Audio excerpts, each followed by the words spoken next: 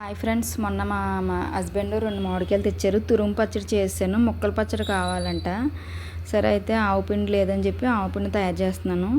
ఒక 2 స్పూన్లు జీలకర్ర వేసుకుంటాను. ఒక 2 స్పూన్లు ఆవాలు వేసుకుంటాను. మెంతులు,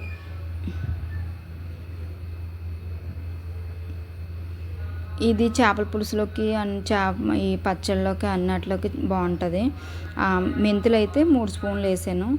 ఇది అన్నట్లోకి పనికొస్తుంది, మనకు పచ్చడికి ఆవపిండిలో పనికొస్తుంది అని చెప్పి నేను చేసి పెట్టుకుంటాను అనమాట. అయిపోయింది, మొన్న తురుము పచ్చడి చేసినప్పుడు అయిపోయింది అనమాట. అందుకని ఇప్పుడు చేసుకున్నాను. ఇప్పుడు పచ్చడి తయారు చేసే విధానం చూపిస్తాను మీకు. ఫస్ట్ అయితే మెంతిపిండి లేదని చెప్పి మెంతిపిండి అయితే తయారు చేసుకుంటున్నాను అనమాట. ఇది ఏగిపోయాక బాగా స్మెల్ వచ్చేంత వరకు మాడకుండా స్మెల్ వచ్చేంత వరకు బాగా వేపేసి తీసేసి మిక్సీ చేసేసి పౌడర్ చేసి రెడీగా పెట్టుకుంటాను. రెడీగా పెట్టుకున్నాక అప్పుడు మీకు ఆ పచ్చడి ఎలా తయారు చేస్తామో చూపిస్తాను. ఇదైతే ఫస్ట్ ఫ్యాన్ కింద పెడతాను, చల్లారుతుంది.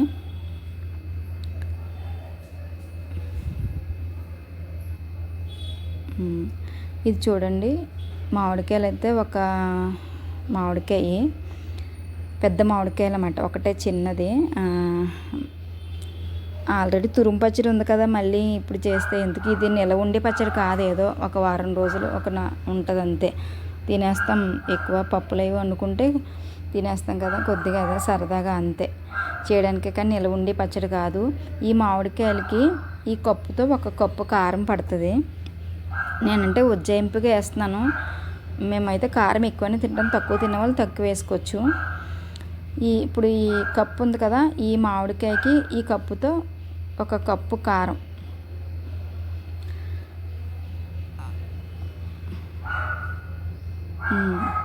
కప్పు కారం వేసాను కదా, 3/4 కప్పు సాల్ట్ పడుతుంది.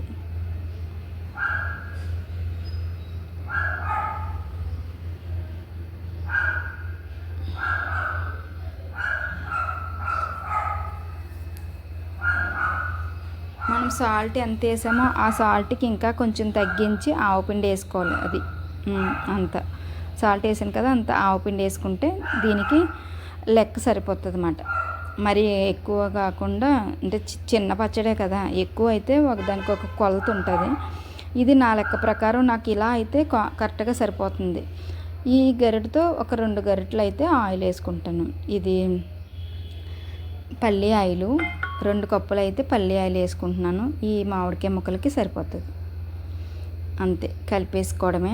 తాలింపు వేసుకున్న వాళ్ళు తాలింపు వేసుకుంటారు, లేదంటే మనం ఇలాగన్నా తినచ్చు. పచ్చడి అయితే మాత్రం చాలా బాగుంటుంది. మీరు కూడా చేయాలనుకుంటే మనం ఎక్కువ పచ్చళ్ళు కాకపోయినా అలా సింపుల్గా అప్పుడప్పుడు 1 కాయ 2 కాయలు ఇలా కలుపుకుంటే మాత్రం చాలా బాగుంటుంది పప్పు కాంబినేషన్లోని. ఇప్పుడు కూడా మనం కొద్దిగా వేడివేడి అన్నంలో కొద్దిగా